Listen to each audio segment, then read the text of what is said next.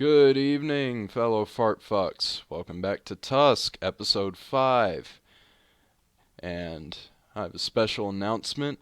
As of yesterday, Tusk is now available on not only Spotify, but Amazon Music, Samsung Podcasts, Podcast Index, and Listen Notes.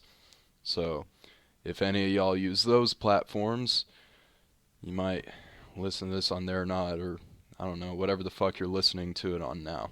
But anyway, not only that, but Marquis and I are also putting together a live stream possibility for Election Day for the 2022 midterms. We're thinking about possibly live streaming that and keeping up with the charts and the maps and the graphs and the whatever the fucks that we could use to represent it. So if we get that put together, y'all can be sure to check it out on YouTube. And without further ado, how you doing tonight, Marquis? Excellent. Thank you for having me again, Tusk. Thank you for being on here again. Now, today we are focusing on the midterms. We're going to really be taking a magnifying glass to it.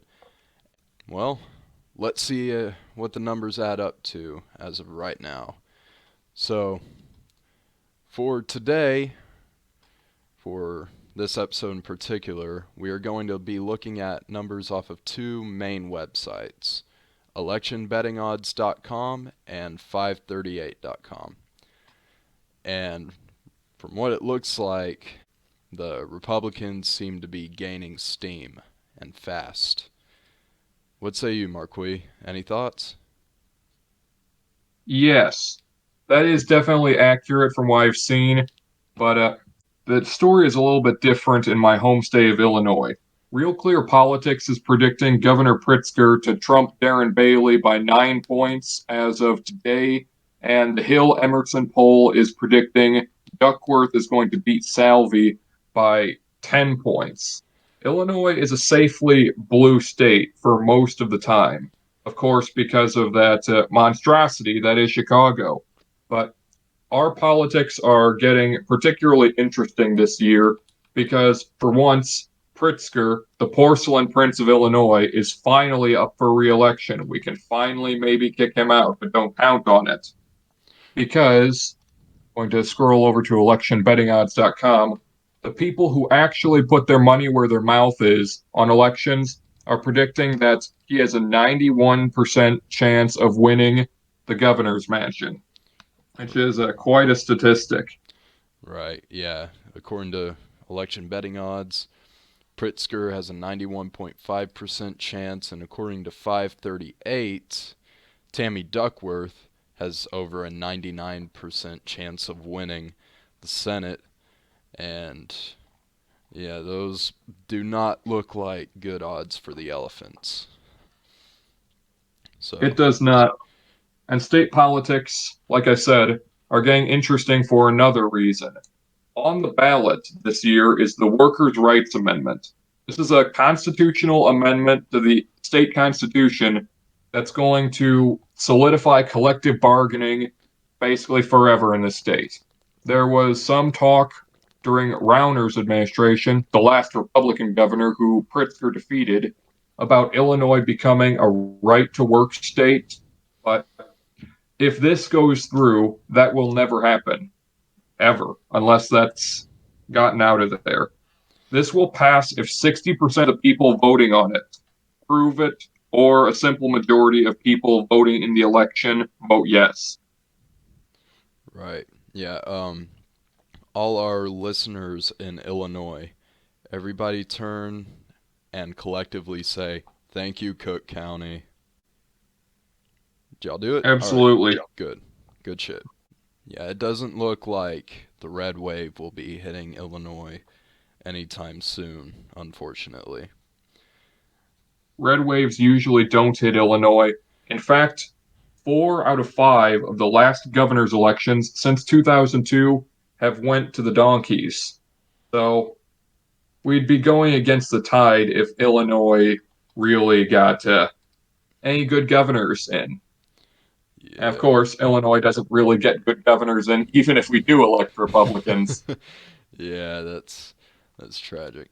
Governor Rauner was, of course, rated as one of the worst effective governors in the country by, I believe, the National Review when he was in office, which really says something. If you're the absolute worst governor in the country, that's bad even for Illinois standards. And of Yeah. course, we have a number of governors who actually went to prison, the last one being pardoned by former President Trump, which is another honor that, or dishonor, really, perhaps, that few other states could match, having a bunch of governors in prison. Yeah. Illinois is. Well, y'all do have one good thing going for you, and it's that a guy sold an Illinois shaped cornflake for $1,350. That's amazing. The only good thing about Illinois is the corn, or in this case, the corn flake. Yep. I am very sorry to be hearing about your state's situation, Marquis. You and I both. I've got to live here when they get rid of the cash bail. Yeah, that's another thing, Illinois. What the fuck is your game plan here? Offering no cash bail for many different crimes, and for several of them being very violent and dangerous crimes. That's that's not a good thing. I can't believe I have to say that to you. What's the deal with the murder charge again? Is it that they have to prove that the accused is a threat to somebody in particular? Isn't that the thing for them to have to hold them? Yes, to the best of my knowledge, it has to be shown that the accused is a specific danger to a person, not society. And if you can't show to that specific person that the accused is a danger to, then that person will not be eligible for pretrial detention. Right. Yeah. Um, that's tragic. That is tragic as fuck. Very much so, Tusk. Almost as tragic as that debate between Fetterman and Oz last night. Oh my god. I wish I could have caught the whole thing. I only caught the last few minutes. I got maybe it was like 10 minutes. I got the last 10 minutes or so, and that was enough. That was enough for me to know what's up with Fetterman in particular. Um, Fetterman showed his cards really early on when, at the beginning of his opening statement, he told the crowd good night. uh, well, it was I heard a couple days before the debate, Fetterman's campaign team sent out a public message warning everybody. Deadass, it said, Oz is a he is an experienced TV personality. He's used to speaking. Fetterman is probably going to slip up and stutter and have a few gaffes. I'm not kidding. They said that. And Wow. but they were not wrong by any means. Oz looked comfortable on the stage the entire time. He smiled, he laughed. Uh, Fetterman just didn't. Fetterman looked like a 12-year-old with stage fright having to sing at a talent show. It was bad. I almost don't want to quote Fetterman because of just how bad he performed, but I think the people nonetheless have the right to know, and Fetterman already embarrassed himself on the stage, so whatever, we might as well say it. On fracking, and keep in mind, it seems like both of them reversed their fracking positions. They were both against it years ago, but now they're running for or Senate, sorry, of the biggest oil and gas producer in the region. They've got to be pro fracking. So they both flip flopped, but Fetterman flip flopped in a very interesting way. He said this, and I quote, I do support fracking, and I don't. I do support fracking, and I stand, and I do support fracking. That's an exact quote. I almost don't want to repeat it because of how bad he did. Yeah, it was ugly. It was very very ugly. And I mean, the fact is, the dude had a stroke back in, I think it was May, and it's just cruel to have that going on. And it's his decision. If he gets back up and decides to race again, sure. Don't elect him. Even if you don't like Oz, I get it. Like he's said and done some shit in the past that I don't stand with either. He's also an Eagles fan, but I digress. Fetterman had a stroke, and since he had that stroke, he has been showing clear signs of ailment and not being fit for the job. That's just a fact. And it's crazy that back when John McCain was running for president in 2008, the Democrats attacked him every chance they got for not being able to type very well because he was tortured in Vietnam. And yet, keep in mind, that only affected his like motor skills, typing specifically. He was still completely on upstairs. And they attacked him for that. He was ridiculed. And yet, now, not only do we have Sniffy the Clown as president, that the Democrats hailed as their savior when he was running, now motherfuckers are trying to elect John Fetterman in Pennsylvania, who has shown clear signs of cognitive decline because of a stroke. It's... I really don't know how to describe it other than bullshit. Fucking bullshit. It is very cruel. I don't know how you could, in good conscience, run someone who is clearly showing the symptoms of cognitive decline. And I really fear for Pennsylvania and for the rest of the country if this guy gets into office, which right now the polls say he might. It's a dead heat. The Mm-hmm. CBS News YouGov poll from Tuesday said that Fetterman was up 2 points. That's, of course, within the margin of error, which is, as a rule, around 3 points. But it's close. And like we were saying earlier, Fetterman hasn't even released his medical documents and said He yesterday refuses in the to. debate he wouldn't do it. Exactly. Yep. What does that tell you? It's not a good look at all. Exactly. Whenever politicians aren't releasing tax returns or medical documents or something like that, it's a really bad look. I'm not standing with any politician in any instance where they're saying that they're not going to release some information to the public. Right. Not doing it. Yep. Currently, 538 says that Fetterman has about... They say his chance of winning is about 60 and 100 as opposed to Oz 40 and 100. But it says their forecasted vote share is Fetterman at 49.7 and Oz at 48.2. Of course, this is a very, very much so in the margin of error. And from my experience and from what I've heard from many, many people, is that polls are often inaccurate when it comes to Republicans in particular, because a lot of Republicans, they don't want to admit that they're Republican because they get ridiculed and criticized and, well, in many cases harassed. So a lot of them are going to be like, no, fuck you, I'm not saying shit. So that's also something to take into account. Whether it makes a huge difference or not, it's still worth noting.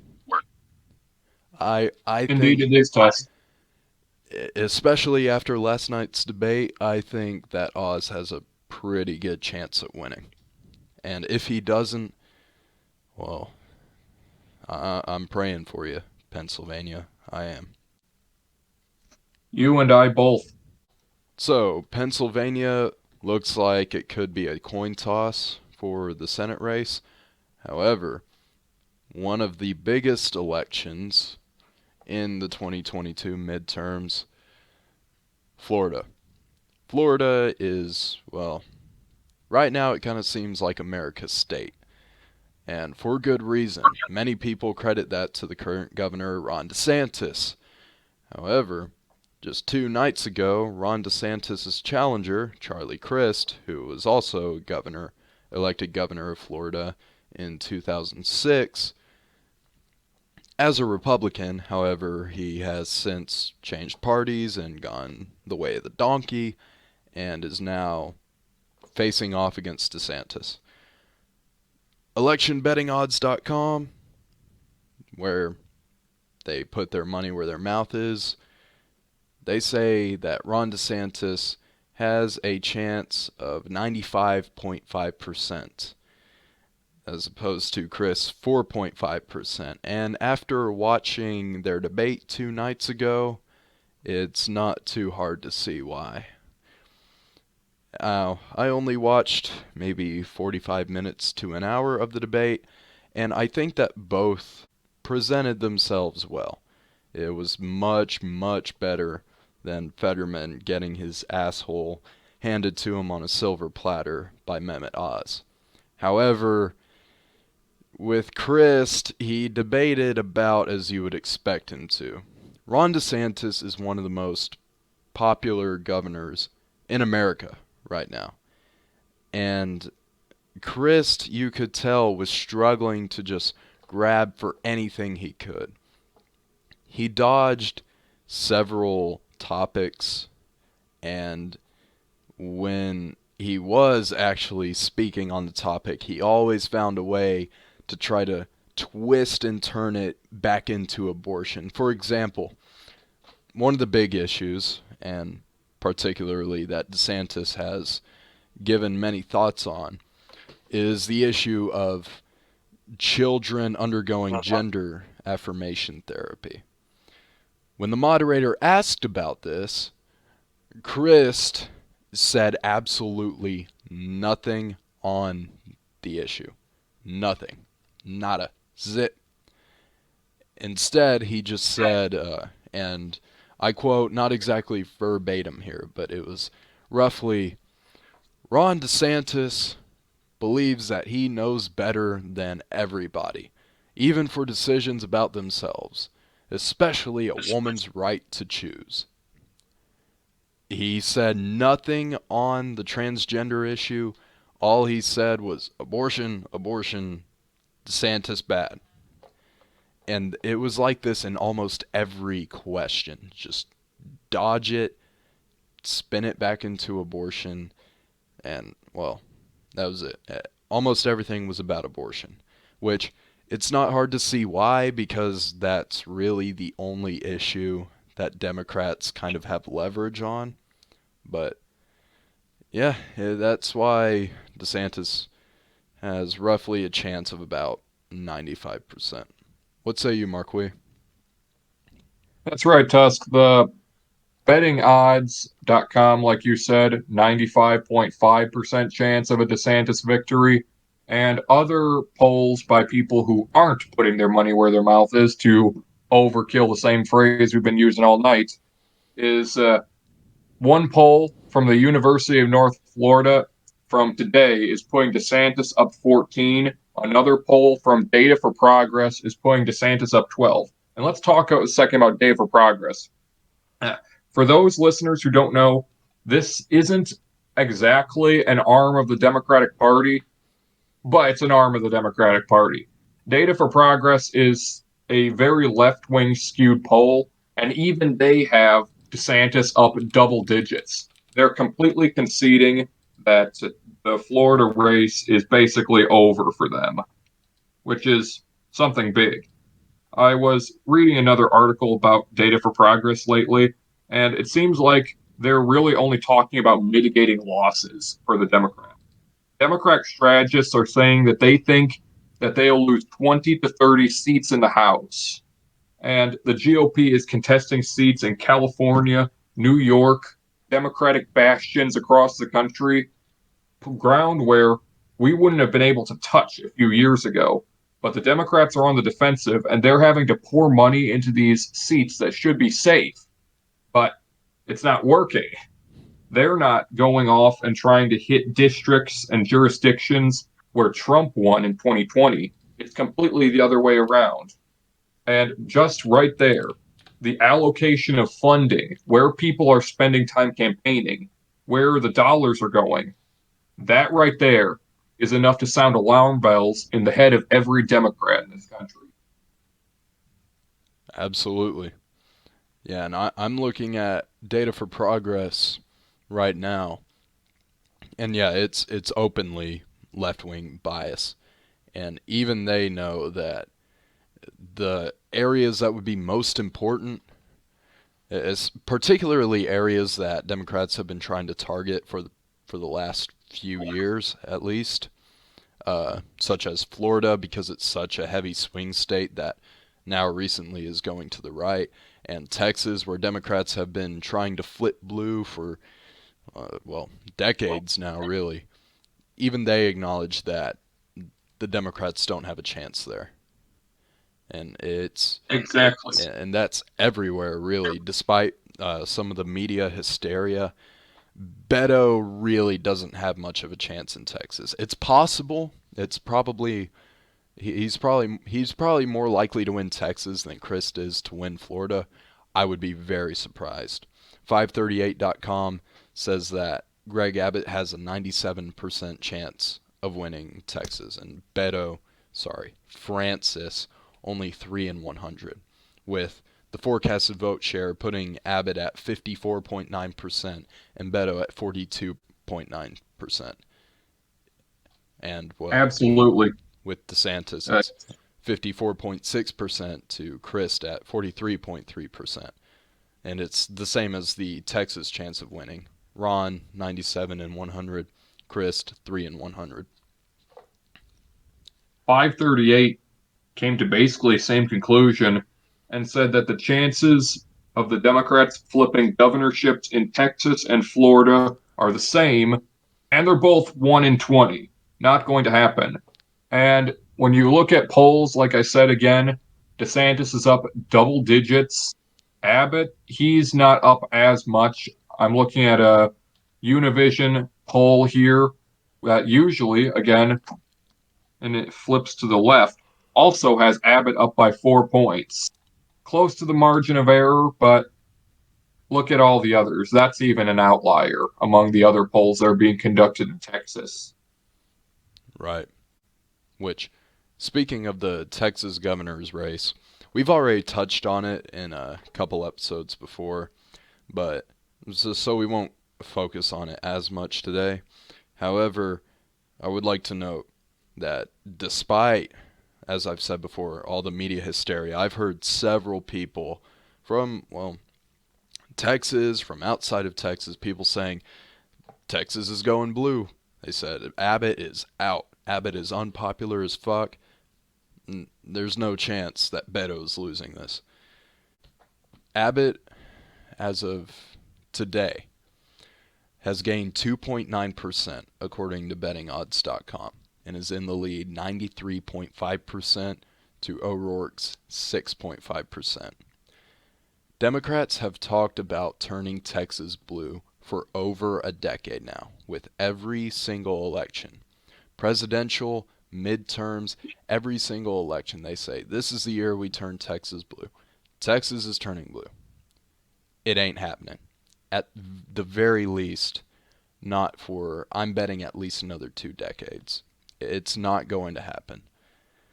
The only thing that makes people think that it is because, and we know this, and if we have any people on the left watching us, this isn't even necessarily me shitting on you here. I think everybody pretty much knows at this point and has accepted the left is loud. Loud as fuck. And that's why you hear more people screaming for, well, any real Democratic candidate. People in the cities, college students especially, and that's not just with politics, especially college students. College students are very activist driven. So that's why you see Democrats a lot of the time campaign in university areas and then try to have those college students spread the message. That's how it goes. The left is so fucking loud, and it makes it seem like there are more people on the left than there really are. I do basically agree with that, Tusk. When you really look at where the Democratic Party's voters are, it's basically an urban party now. That's it.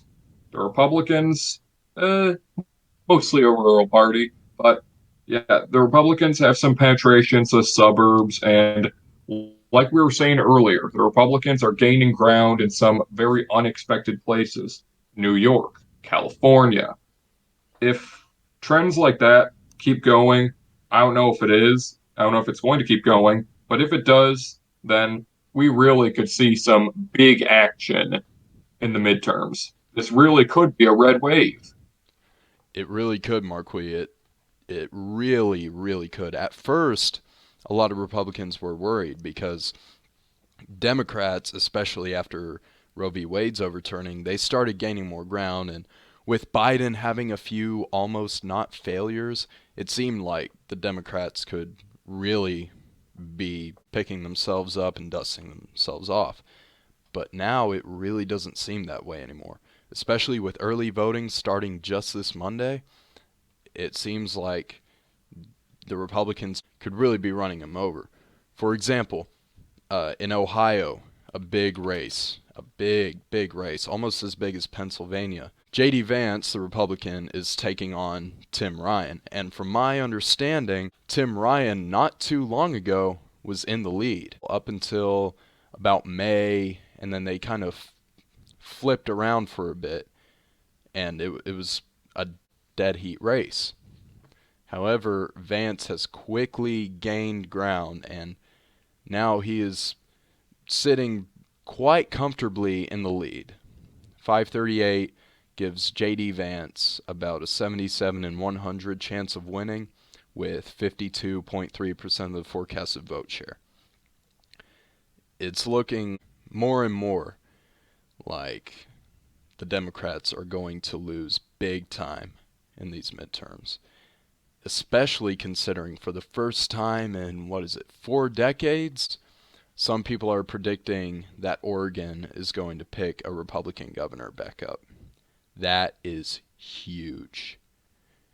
And on 538, it's saying that it is a dead tie between the Republican Christine Drazan, I think that's how you pronounce her name, can't be sure, with a 50-50 chance of winning against Tina Kotek, with both of them having a 41.4% forecasted vote share.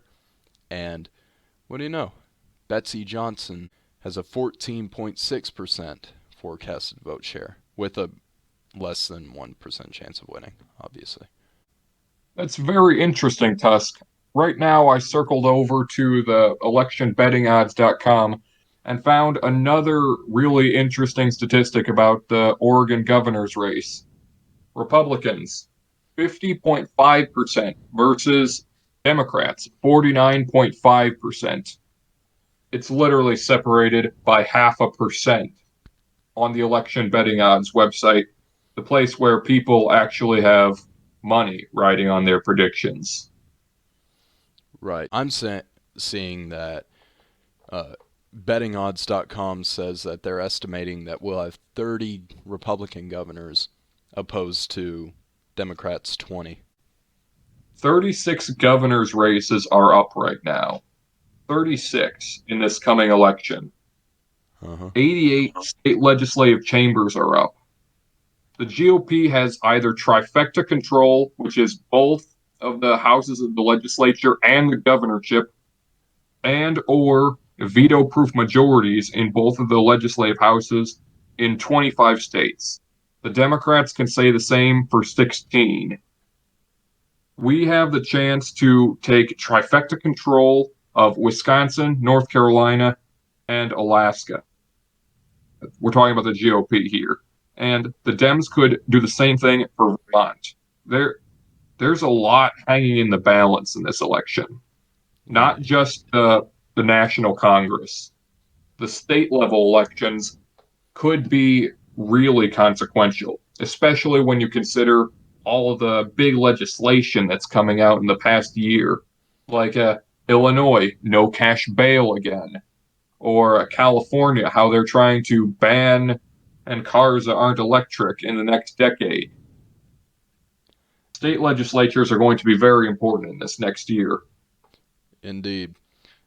To all our California, Illinois, blue state listeners here, whether you're a Democrat or a Republican, or if you just don't give a fuck and you're listening to us because you have nothing better to fucking do, I encourage you, and I'm not going to sit here and tell you you have to vote Libertarian or Republican or Democrat or whatever the fuck.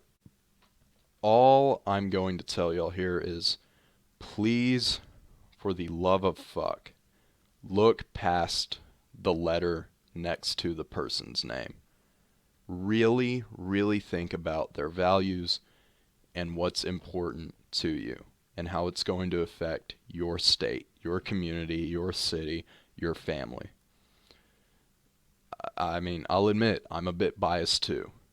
Even though Marquis and I are not necessarily members of the Republican Party, as we've said before, we typically caucus with Republicans because we just agree more with their ideals. And I would lie if I said that I didn't have some bias towards that. When I see a D next to somebody's name, it does kind of make me go, I'm probably not going to like what this person's saying. But I've said before, there have been Democrats that I've never voted for a Democrat before, but there are Democrats that I would vote for. Like I said before, until Tulsi Gabbard left the Democratic Party, she was one of them. Joe Manchin, I'd probably consider voting for him at some point too. And I'm sure there's another Democrat somewhere out there that I would vote for. And I'm just going to say right now, you have to look past the letter. Please look past the color, look past the letter. Don't just go with whatever the news anchor tells you to vote for. Wise words. Well, it's kind of the least we can do here. The fate of our nation hangs in the balance. I'm not sure how I'm going to vote yet. I'm definitely considering voting for the Libertarians at this point. The Illinois Republican Party has been a little bit inept for a long time. So it might be time to just start voting for third parties around here. But again, vote with your conscience. Like what Tusk said, don't just do whatever your party or whatever party you're caucusing with tells you to do. If you can't get behind your party's nominee, go another way. There's probably a third party candidate running, or in some states, you can even write in candidates. You can in Illinois, by Yeah, under certain circumstances. yeah. For some elections over here, you can write in candidates. So I put Harambe in on Monday, because fuck it. Not really. This, Don't don't vote for Harambe. Don't vote for Harambe until I'm president and we follow through with Project Harambe Resurrection. That's one of my main driving points for my campaign. So vote for Tusk 2069. oh my God. Well, actually, 2068 is an election year. So, if I won in 2068, I would take office January 20th, 2069. Groundbreaking.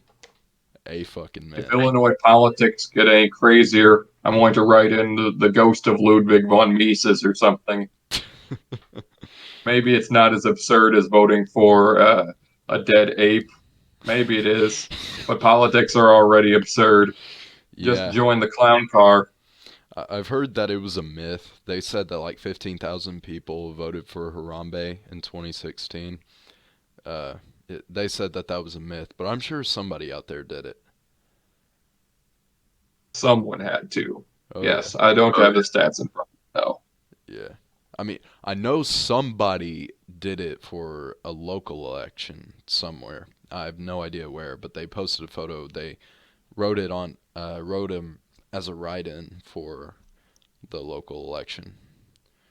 So that's nice. Knowing that his name is on a ballot somewhere out there, that's That's comforting.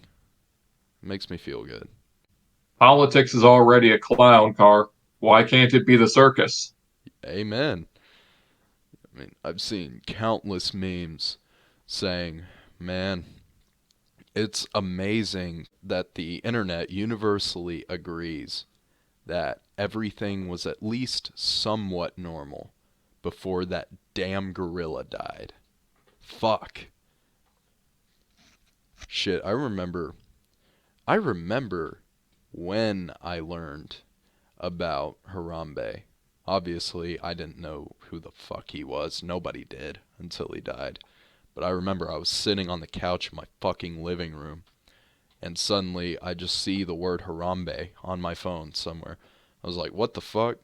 And then I heard like my brother make a joke about it at some point, like the next day or some shit. I was like, what the fuck is this Harambe dude?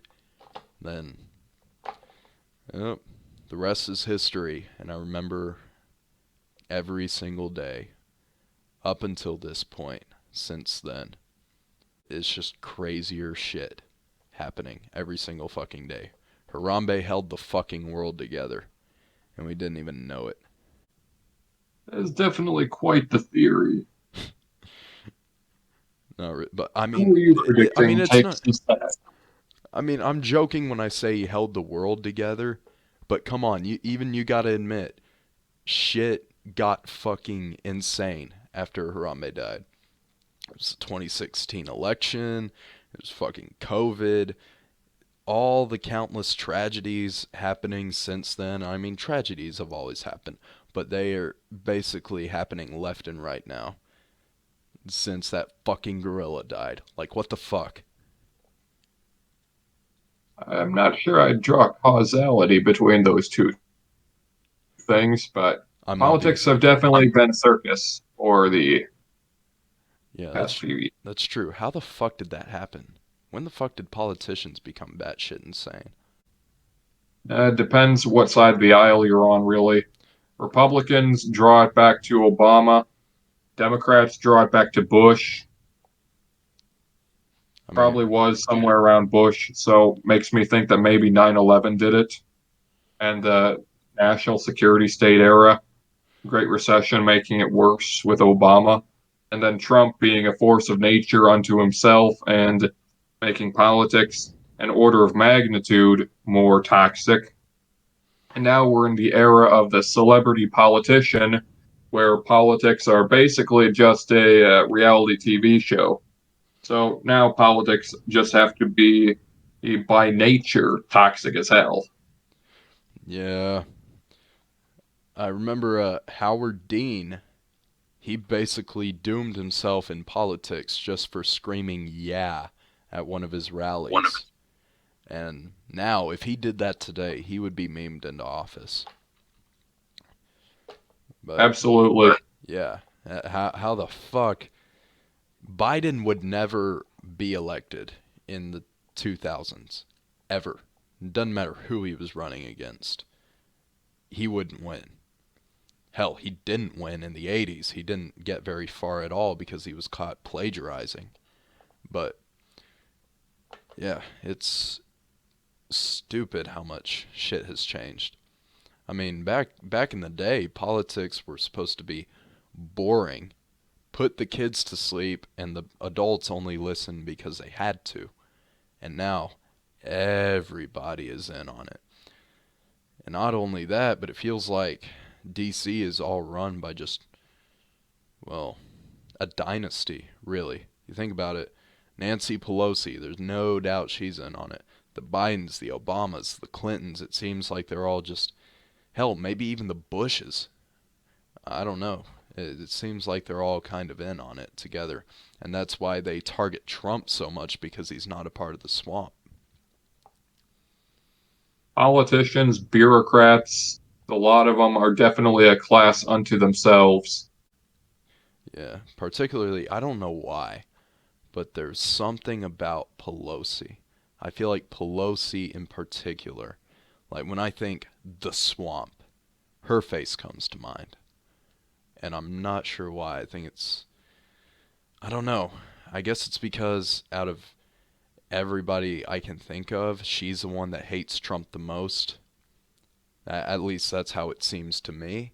You know, like he gave her his speech one time and she ripped it up in front of everybody. She even kind of threatened to hurt him after that when somebody confronted her about it, she says, because it was the better thing to do in that circumstance.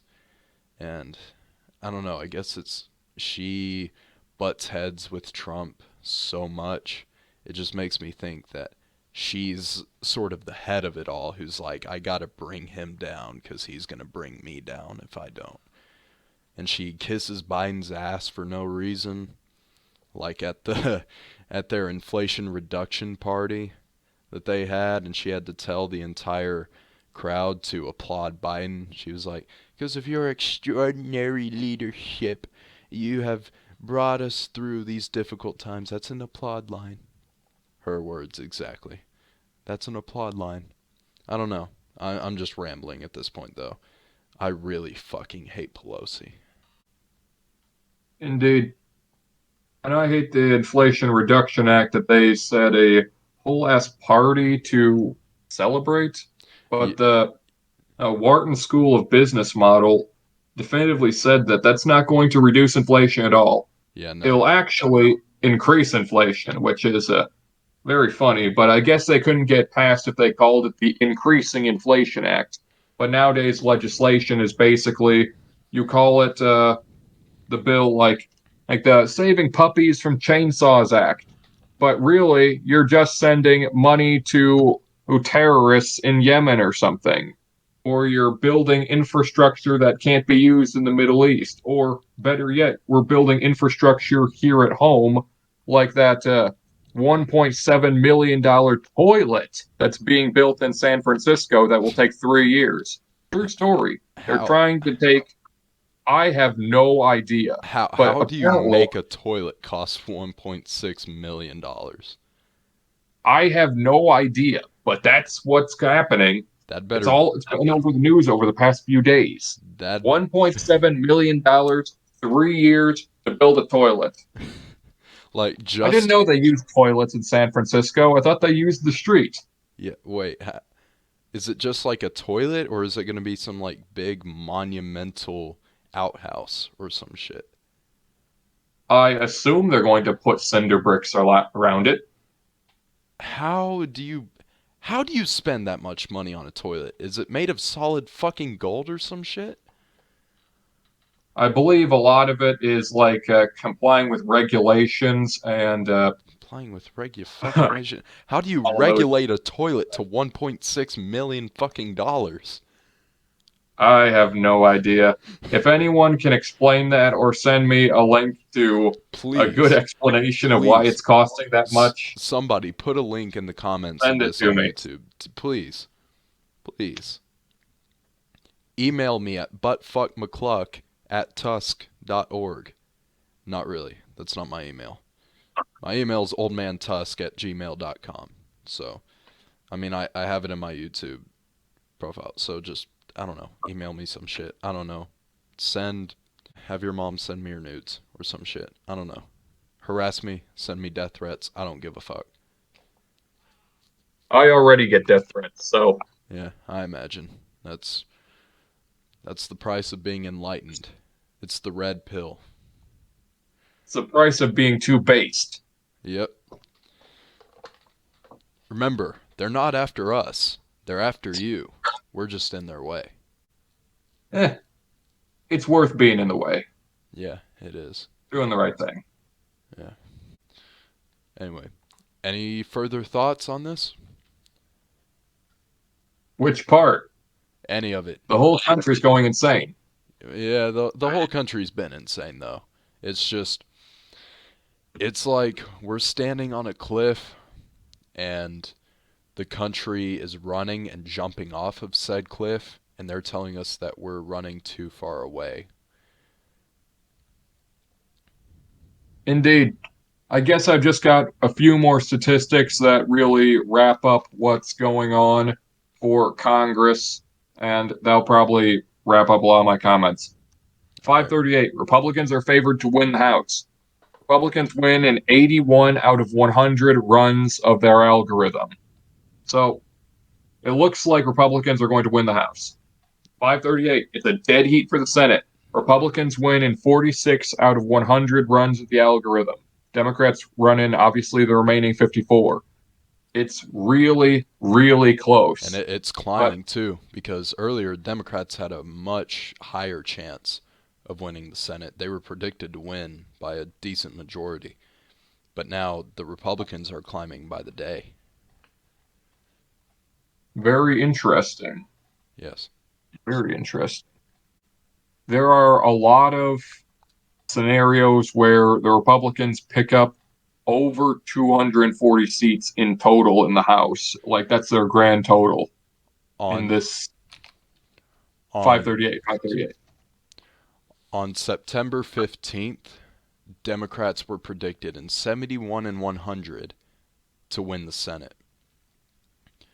And now, as of October 26th, it's only 54 as opposed to 71. It's looking like the Republicans are gaining a shit ton of fucking steam and they could overtake it at any given moment. We've still got a little bit more time before the election day. We do. And Hopefully, these trends continue. hopefully. Anything could happen, but right now it's looking like it's going to be a hell of a fucking red wave. With key states like Arizona having Kerry Lake, the Republican, in the lead. In Georgia, um, that Stacey Abrams, she's not going to. Look, I never want to say never because that's what people said in 2016 for Trump. But I would be very fucking surprised if Stacey Abrams even came close. She has failed at everything. Like Beto, but worse. I don't see Stacey Abrams pulling that out of her ass. Pennsylvania is almost guaranteed to stay with a blue governor. In Wisconsin, Tony Evers has a bit of an edge. Uh, Dixon has a chance in Michigan, uh, but my money's still on Whitmer. In the House, Republicans are almost certainly going to control. But in Pennsylvania, dead heat. I'm thinking Oz is going to win that one. Herschel Walker is tightening the window against Warnock in Georgia. In Arizona, Blake Masters has a chance, but it does look like Mark Kelly's going to win that one. Laxalt in Nevada, he is in the lead, so it looks like Nevada could be getting itself a Republican senator.